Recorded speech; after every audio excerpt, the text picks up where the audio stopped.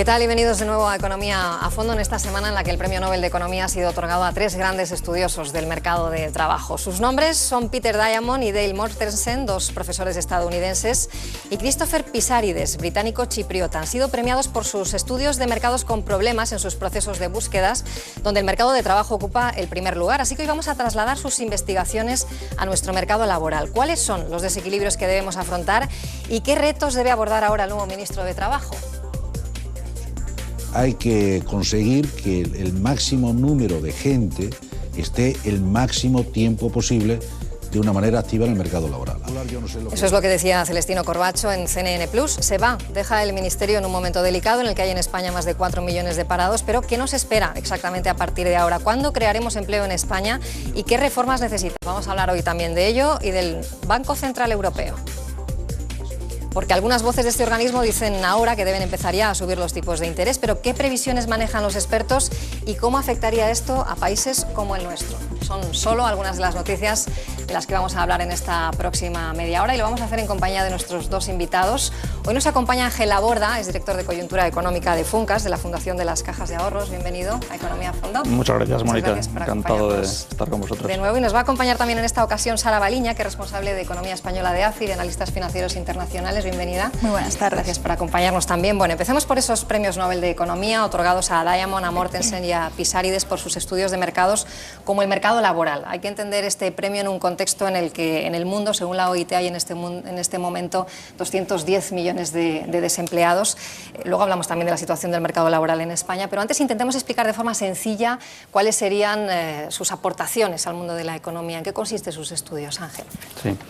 Bien, antes que nada yo creo que ha sido un premio Nobel pues bastante oportunista o oportuno, ¿no? Porque efectivamente el mayor problema yo creo que existe a nivel mundial en estos momentos, económico y social por supuesto, es el paro, ¿no? Esa enorme tasa de paro que en nuestro país ha llegado a esos más de 4 millones de parados, 4 millones y medio, ¿no? Pero también en Estados Unidos y en otros muchos países el problema es muy grave, ¿no? Yo creo que ha sido esta la causa, ¿no?, de por qué se han acordado los miembros de la Academia sueca en dar el premio a estos tres economistas, ¿no? Los dos últimos que tú citabas, Pissarides y Mortensen, son dos economistas que efectivamente han escrito ya sobre todo desde los 80, ¿no?, desde el comienzo de los 80, han trabajado mucho en el mercado laboral. Diamond, sin embargo, no es experto en el mercado laboral, es más bien un fiscalista, es experto en política fiscal, en macroeconomía en general, pero sobre todo en fiscalidad, ¿no?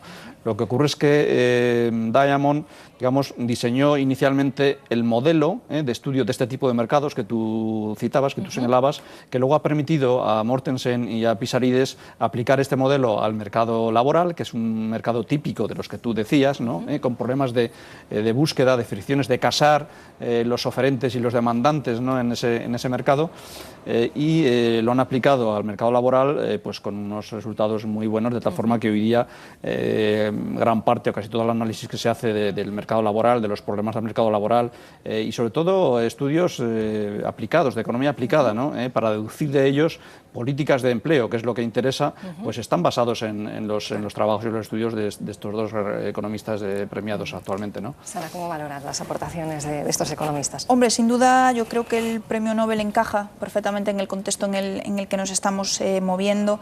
El valor añadido que incorporan pues es el hecho, ¿no?, de tener un bagaje empírico importante para poder contrastar efectivamente pues este tipo de políticas y sobre todo pues las implicaciones, ¿no?, que en un mercado como el laboral, también en el mercado de la vivienda, existe a la hora de poner en consonancia los deseos, las preferencias pues del que compra y del que vende, ¿no?, del que busca empleo y de aquel que está ofertando empleo, ¿no?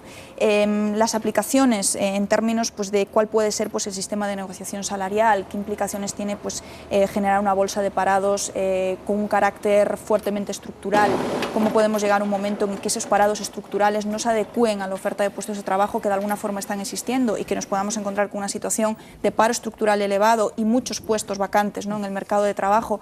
Ese tipo de reflexiones y sobre todo su aplicación en términos de ¿es conveniente o no mantener, por ejemplo, los subsidios de desempleo durante un periodo prolongado de tiempo, incrementar su cuantía durante los primeros meses y luego reducirlo? Pues ese tipo de temas, ¿no?, que están tanto en vigor y que de alguna forma pues constituyen, ¿no?, la hoja de ruta de cualquier política económica y de mercado de trabajo en concreto a día de hoy, pues tienen, ¿no?, en estos premios Nobel pues una base importante a nivel teórico. Se valora, por tanto, la posibilidad de aplicar su método a mercados como el español. Intentemos aplicar, por tanto, algunas de las cosas que dicen estos economistas a un mercado como el nuestro, el laboral. Esto es, sin duda, algo importante, dada la situación en la que estamos ahora mismo con los niveles de paro que tenemos. Por ejemplo, economistas españoles utilizaron sus métodos recientemente en un estudio en el que comparaban economía de Francia y economía de España con unos niveles de protección similares, y llegaban a la conclusión de que nuestra elevadísima tasa de paro respecto a Francia venía dada, entre otras cosas, decían, por los distintos costes de despido del sistema español entre contratos indefinidos y contratos temporales. ¿Crees que esto es así? ¿Esto es algo que está sucediendo en este momento? Efectivamente, el tema de los costes, ¿no?, de contratación y despido, ¿no?, que es uno de los temas que ha tocado la reforma laboral precisamente, ¿no?, la última reforma laboral, es uno de esos factores que explican esas fricciones, esos desajustes que se producen entre oferta y demanda, entre demandantes y oferentes en el mercado laboral, ¿no? Por tanto, eso sí que es una diferencia del mercado laboral español con el resto de economías europeas, que aquí son mucho más, no solo caros en términos monetarios, sino mucho más inseguros jurídicamente hablando, burocratizados, ¿no?, todo el tema. Pensemos que aquí, por ejemplo, para despidos colectivos todavía hace falta la autorización de la autoridad administrativa, ¿no? Esto prácticamente en ningún sitio del mundo hoy día cabe que exista esto, ¿no? Como un funcionario, el director general de empleo correspondiente de la comunidad autónoma correspondiente o del gobierno, si es una empresa de ámbito nacional, va a ser capaz de decidir él cuánta plantilla necesita una empresa para funcionar y trabajar, competir y salir adelante y, por supuesto, crear empleo y riqueza, ¿no?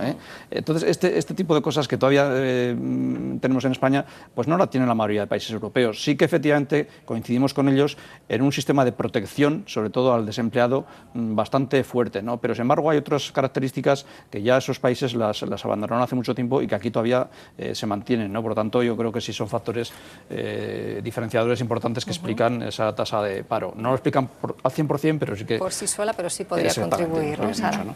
Sí, en relación a lo último, ¿no?, que comentaba Ángel, está claro que una parte del deterioro que hemos observado en el mercado de trabajo ha venido determinado por la caída tan fuerte que hemos observado en términos de demanda, la restricción crediticia con un impacto muy significativo sobre la actividad, sobre todo de pequeñas empresas. Por lo tanto, hay una parte de deterioro, de destrucción de empleo y de aumento de la tasa de paro de alguna forma vinculada puramente al ciclo, ¿no? Lo preocupante es estar en niveles de tasa de paro del 20% y que detrás de esa tasa de paro haya un componente estructural relevante, porque eso es lo que de alguna forma puede dificultar la recuperación del mercado de trabajo cuando las señales de recuperación de la actividad pues, se consoliden, ¿no? El tema de la dualidad yo creo que es el principal problema, ¿no?, que siempre se destaca del mercado laboral español, esa diferenciación en el tratamiento pues, de contratos indefinidos y contratos temporales. Es verdad que la reforma laboral en marcha intenta abordar ese tema, intentando reducir, ¿no?, la brecha entre el coste de despido de ambos contratos, pero obviamente en otros países en ese sentido se ha avanzado bastante más, ¿no?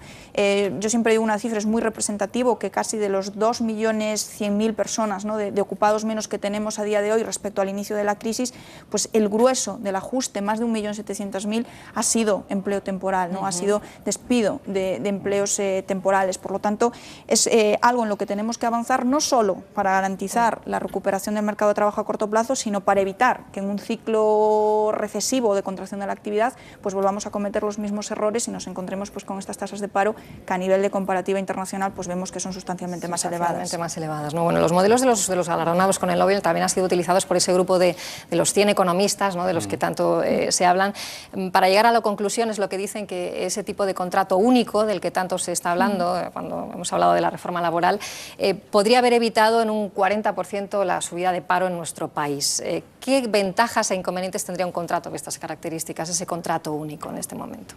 Pues ese contrato elimina muchas de las fricciones, rigideces, desajustes que se producen en el mercado, ¿no? Y ahora comentaba Sara, ¿no? Esta dualidad tan marcada y tan nefasta para el mercado laboral, para el funcionamiento de la economía y para los que lo soportan, que son básicamente los jóvenes, no olvidemos, claro. Son los jóvenes. Se ha establecido ahí una especie de dos castas en el mercado laboral, uno los que entran jóvenes, que esos, pues bueno, se les permite que funcionen con una casi flexibilidad total, despido libre, digamos, ¿no?